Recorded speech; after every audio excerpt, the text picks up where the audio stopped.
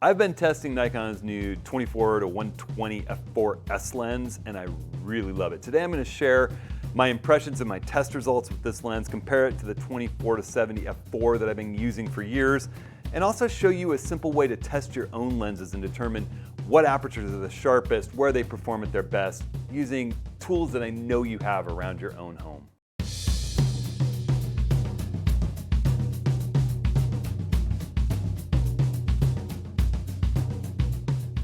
Well, hey everyone, it's Hudson. Welcome. I've had a whole bunch of new gear land lately. The Z9, the 100 to 400, the 24 to 120 we're going to be talking about today. And I'm having to make some decisions about what's going to stay, what's going to go. And I want to talk through some of my methodologies for doing that with lenses. You know, some real world testing combined with a test that you can do with a brick wall and the tripod that you have. And it'll teach you a lot about the lenses that you have currently and how to think about using them in different situations. So that's kind of fun stuff coming up today. I've had a lot of people asking me about the 70 to 200 S lens versus the 100 to 400 and versus the 500 PF. I've been testing that stuff too. It's a little tougher call, and I'm going to share that upcoming very soon, along with what I do when I want to sell this kind of gear. So those are some videos coming up shortly. Really quick before we jump in and talk about the performance of this little 24 to 120 S lens and why it's usurped my favorite kind of knock around lens in the 24 to 70 f4. I want to talk briefly about office hours. We just had a great office hours looking through all of your winter images. I swear, as a community, the group that watches Approaching the Scene and participates in these free big get-together office hour meetings is just an incredible group of photographers, and your submissions were awesome. I urge everyone to go over to the YouTube Live archive and have a look at those office hours and those images. They were just amazing. We're going to be on a little bit of a hiatus with office hours because Rick and I are going to be off teaching workshops in Death Valley and Joshua Tree, taking off in just a couple of weeks here. I couldn't be more excited. We've got great groups, full workshops. I'll be driving the Sprinter south shortly. And then Rick's gone for a while, so we're actually going to do a couple of little taped Q&As. I would urge you to run over to hudsonhenry.com/office hours and ask us some questions. You know, it could be anything like, how do you handle data on the road? What are you taking with you? How's Death Valley this time of year? What, you know, anything related to your use of gear or photographic visioning. It's anything photographic. So hit us up with those questions. You can leave them at hudsonhenry.com/office hours. And while we're on the road in Death Valley and Joshua Tree, we're going to take a bunch of those questions, answer them, and post those videos. And then we'll have another office hours live meeting coming up in mid-April, about April 12th. It's a Tuesday. It'll be 10 a.m. Pacific. So put that on your calendar. We'll be coming back then. All right, so quickly, I want to just jump past one of the questions I know I'll hear about. You know, why didn't you test one of Nikon's other normal Z lenses? They have a 28 to 75. Personally, I find the 28 to 75, it's sort of an odd lens for them to choose to make, given that they have the 24 to 70 f4 and the 24 to 120 f4 now S version, and they have the 24 to 70 2.8 S, which I'm sure I'll also hear the question, why aren't you including that 2.8 Holy Trinity lens? And the answer to that is, over the years, I have tested a lot of 70 or 24 to 70 2.8 big, heavy, expensive lenses. And that's a focal range where, you know, I have chosen to sort of eschew those big, heavy pieces of glass as expensive lenses in lieu of bringing, say, a nice 35mm prime and a 50mm prime where I can move my feet a little bit and get even higher performance from a prime. I know that the new 24 to 70 2.8 is a fantastic lens, the S lens. I've shot with it. It's wonderful. But it's just bigger and heavier than I want to carry. I want the 14 to 24 2.8. I want, you know, these longer lenses. And then this little guy is the first 24 to 70 that really won me over. The fact that it's so sharp, stop down just the smallest amount, that it's light and small. You know, a lot of people hated the fact you had to kind of turn the barrel to get it out working. But, you know, for a kit lens, this is exactly what mirrorless could promise. A really high performing, small, lightweight, affordable lens that fit the Z camera system really, really nicely. And you'll see when we go through images, I have shot thousands and thousands of images with this, including some of my favorite images in the years since it was released. Now that having been said, I did used to knock around with the old f-mount 24 to 120 just because it's such a usable focal range for a lens that you carry, when you don't know what to expect. And that it was also a very sharp lens, stopped down a little bit. You got past f5.6, f8, it was, a great quality lens. So I was excited to see what this smaller new version might be like. And the fact that it's S-badged with higher build quality, more durability, more weatherproofing, higher image quality, better coatings, excited me. And I'll show you the images. It has won me over, and I will be selling this guy. Look for a video soon on how I'm selling used gear. The Z9 has displaced my D500. This new 24 to 120 f4 is displacing my trusty 24 to 70 f4. So that will be coming soon. But for now, let's just jump in and look at some images and talk about these two lenses in particular. All right, so here we are in Lightroom. I have kind of a collection of images from the 24 to 70 f4 Z lens, as well as the 24 to 120 f4S lens. And I'm gonna go through, I'm gonna show you some pictures from both, and then I'm gonna do some kind of specific lens testing using a brick wall. And I'm gonna talk you through my methodology for doing that also. So, all right, before I do that, I just wanna show you how it's funny. I never, like I said, carried a 24 to 70 millimeter lens around because all the good ones, the 2.8s, were so big, so heavy, so expensive, and I just carry a 35 or a 50 instead. Well, since I got the first Nikon Z6 and Z7, I wanted the 24 to 70 just to have a single Z-mount lens to kind of review them with. It's been kind of amazing. If I jump in here and I take a look at, well, let's first, I'm going to talk just a little bit about how to filter images. So I know these images are all taken with the 24 to 70 f4. If I go into metadata and my filters up here in the grid view, I'm here in the grid view in the library module of Lightroom. You go into metadata, you can add or remove columns of metadata to sort through and find things you're after by just clicking add column. And you can choose what you want those columns to be from this list. This is a pretty cool way to run around and find images in your library. And you can even save, like I have right now, I'm in my camera lens exposure settings. Well, I want to go ahead and click that I'm really looking for images that are with this 24 to 70 f4S. And it's only targeting this collection that I'm in right now, this one that I created for this video. But I'm going to go down here and I'm going to click and see all photographs. And I just want to see how many images have I shot with that lens. If I go in here and I go to metadata and I click on that lens, I'm looking at all the images in my library, and it says I've shot 23,000 images with that lens, which is pretty amazing. And if I click to see, what are my favorites, what are 2 stars and above from the last, few years of shooting with that lens, I have 1,500 images that got selected, that I selected as keepers, things that I was interested in shooting with that little 24 to 70 kit lens. So that says a lot about how much I like this lens. And at the end of this little analysis, you're going to see that I'm going to be selling it. And that tells you how much I'm excited about the new 24 to 120. So let me just run through some images that I created with that lens. I'm going to jump in here.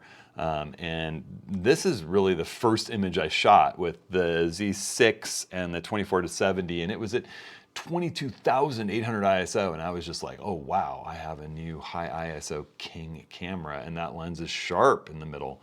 And then I remember taking it out on backcountry ski trip with my wife Stacy, my Aunt Dee, who's here in the picture with my little boy Pike, and thinking like, wow, out of focus details are rendered nicely. This lens is really sharp. I like the color rendition in it.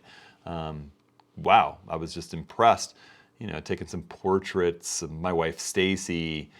It's not like the 70 to 200 2.8, but here at 70 millimeters f4 wide open, it's nice the way it's rendering out of focus details. Shot straight into the sun, and while it's not the Sunstar lens I love in my old 20 millimeter 1.8 or the Nisi Sunstar lens, it renders really nice backlit star images if it's not overblown and too intense, but it doesn't tend to ghost and flare when you've got a really bright point source like the sun in your frame. And just as I was traveling around, such a great knockaround lens. Here's my little boy down in Baja the first time we went down there, Pike. Death Valley, I'm thinking, wow, you stop this thing down to f11, it's a heck of a landscape weapon. even wide open at f4. And then this image really shocked me. I got the Z7 and I chose not to take a DSLR with me as I left my workshop in South Carolina back in 2019 and headed into Cuba with my family on a trip kind of researching photo locations for future workshops.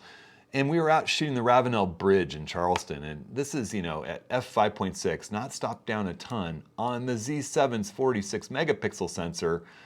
And this performance of this little 24-70 f4, I said to myself, holy cow, here finally is a 24-70 that earns its right to be in my bag. All right, so then over time, it's just been my knock around. These are in Cuba.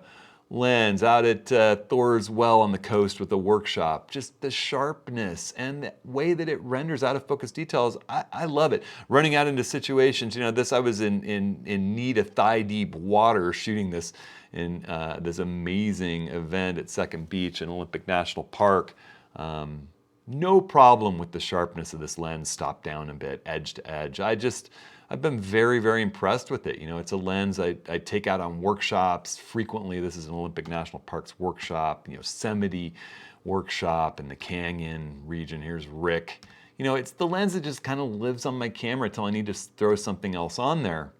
And sometimes it lives on there for the big grand landscapes too. Here we're in the Tetons or Moab or Patagonia, long exposure shot here, 120 seconds at Lago Pijo.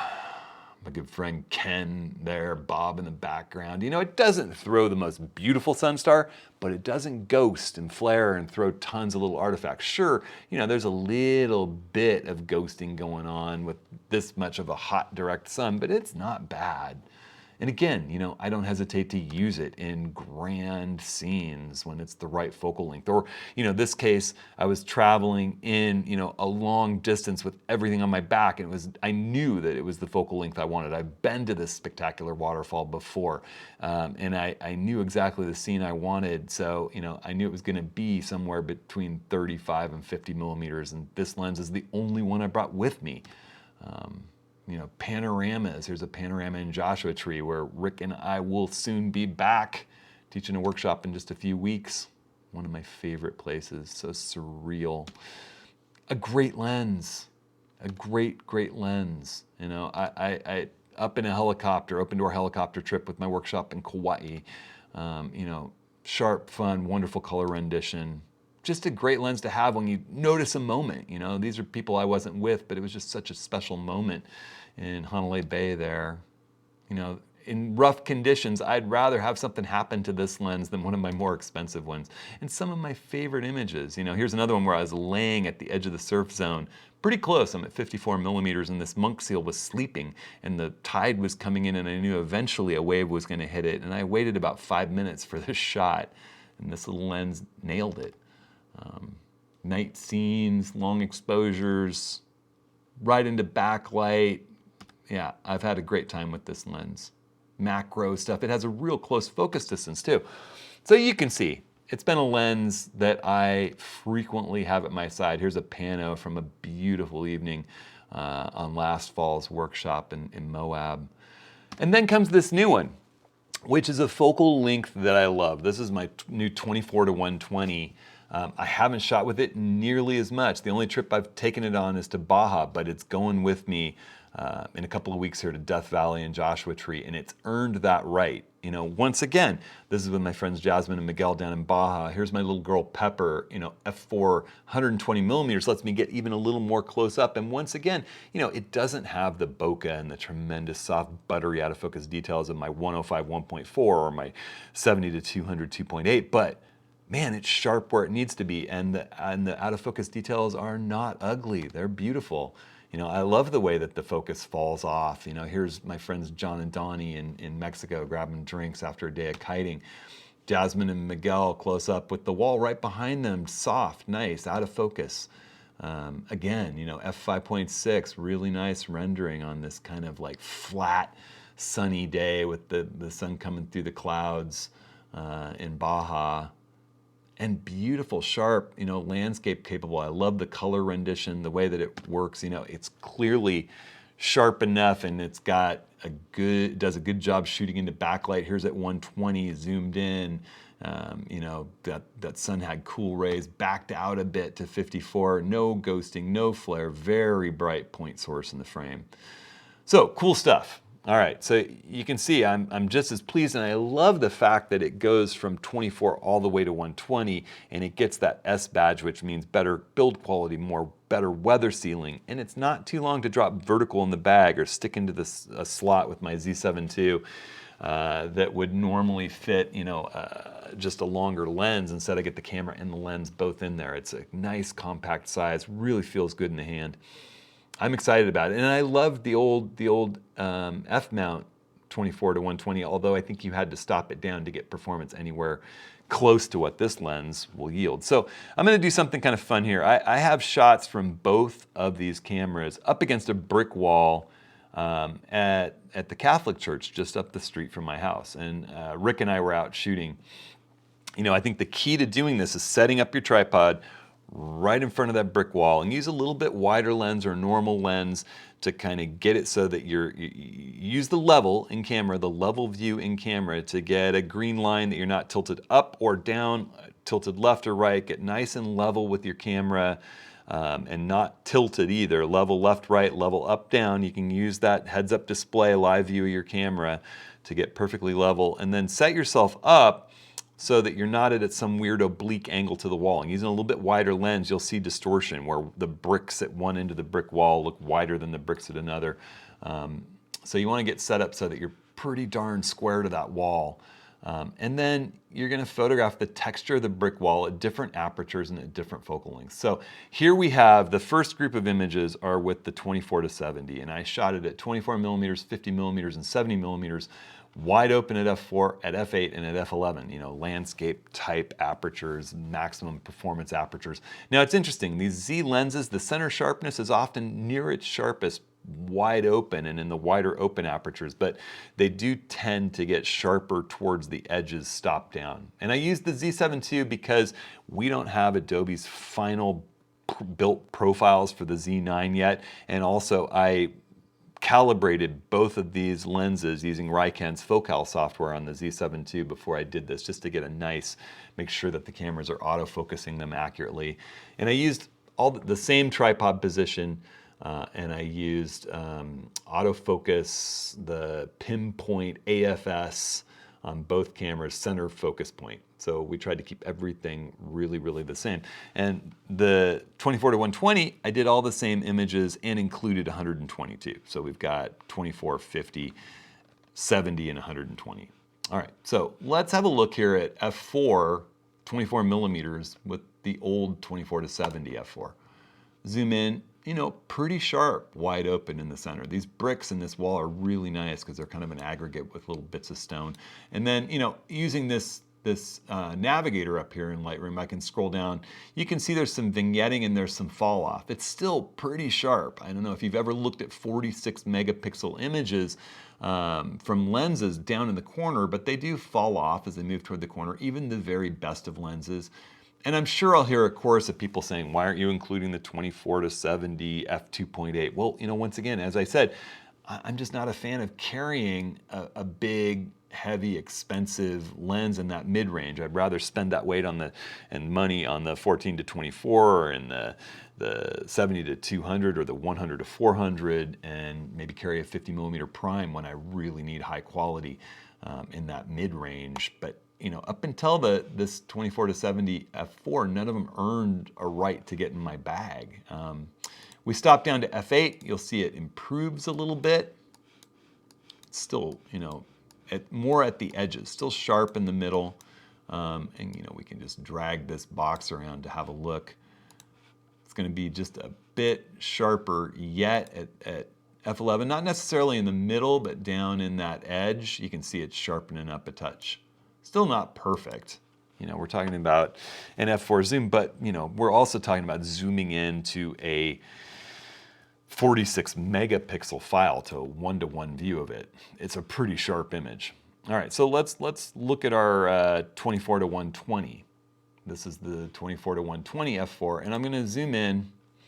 You can see also really nice and sharp. Looks a little bit sharper. We're going to do a comparison in a second here. I'm going to show you how to look at apples to oranges close up, side by side. But you know, you get the idea.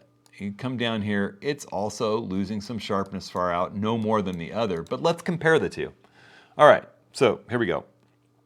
I've got this image selected, and I'm going to go in and control click or command click for the Mac, that same image from the other lens. And I'm going to go into my compare view. I can hit C or I can click this XY vision right here. And right here we have the 24 to 70 f4 and the 24 to 120 f4. Both of them at 24 millimeters, both of them at f4, both of them at ISO 400. I controlled all that.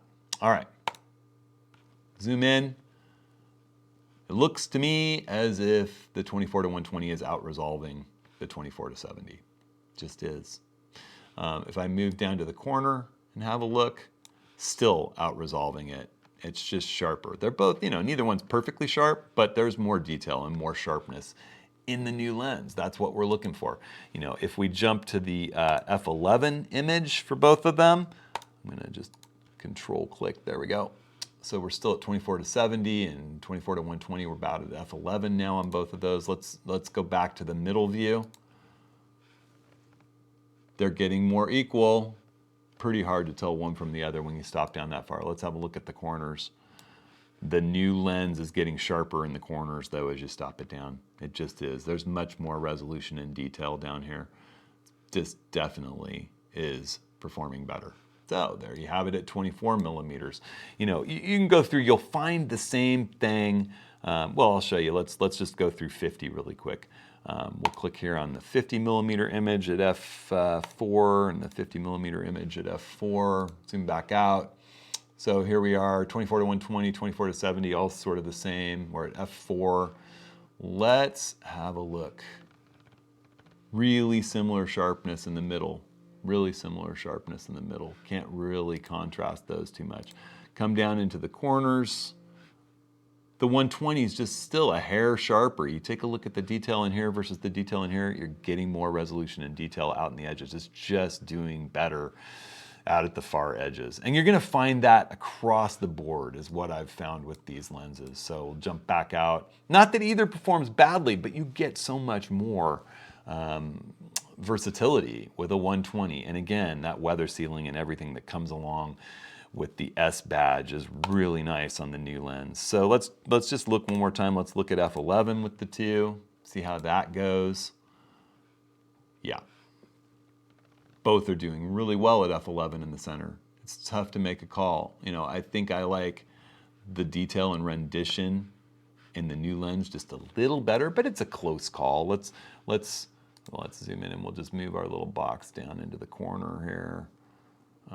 You know, once again, I'm still going to say it just looks a little bit sharper. You know, I think if you're out at f11, you're going to be happy with either lens, but this one is resolving more detail. The new lens is resolving more detail. This is a great way to check. You know what else is great to do with your lenses, just to know what to do when you're out in the landscape with them, is set up in front of the brick wall like this and shoot it at every full stop. You know, if you've got a lens that goes to 1.8, shoot it at 1.8, shoot it at f2, shoot it at 2.8, 4, 5, 6, 8, 11, 16, just run down the aperture scale and then look at them like we're doing right now and figure out where is it falling off, where is diffraction coming in, where is this lens performing at its sharpest, and then you know what to do when you encounter a landscape scene. You know where your lens is going to perform the best. This is just a great way to get to know your lens. I'm just going to go ahead and skip over 70. You're going to find the same results essentially. We'll jump in and we'll just look at the new lens's 120 millimeter power. So here we are out at 120 with the new lens. Let's see how well does it perform zoomed out, giving us that extra reach. Wow, it's nice and sharp, wide open. Let's come down and look in the corner. Still really pretty nice and sharp, you know. And if we compare that to 70 millimeters, you know, like let's look at what 70 millimeters on the lens looks like. You get that much extra reach. This is 70 millimeters. This is 120. That's a lot more reach. You stop down to f11, you lose the vignetting that's happening wide open. There's always a little bit of vignetting, a little darkening in the corners. And that thing is a razor sharp. 120. Look at it all the way to the edge. Boom. So, despite having just adored my 24-70 f4, a look through these test images from the new lens and test images on the brick wall, which is boring but shows me so much about how a lens performs. The new lens for me is the 24-120 f4S, and I'll be selling the 24-70. All right, so there you go. A new lens joins my sort of knock around everyday kit. This is a lens I'll be taking with me everywhere, I'm sure. And another lens joins the pile of gear to sell, and I'll be doing a video about how I'm getting rid of gear these days really shortly. Look for that coming up. Also, of course, we're going to be talking about the longer lenses in the Nikon Z world, and also the 500 PF, just because it's legendary, and on the FTZ adapter is amazing on the Z9 as well. So we'll talk about that 70-200 versus the 100-400 and the 2 teleconverters for Z coming up soon as well. Remember, submit some questions. Rick and I will take them out in the field in Joshua Tree and Death Valley over the next few weeks, and sign up for those office hours on April 12th, or at least put those out there on your calendar. Submit the questions, hudsonhenry.com/office hours. We'll look through those, take your questions, and post those videos. All right, everybody, I hope you're staying safe, staying creative. We'll see you next week.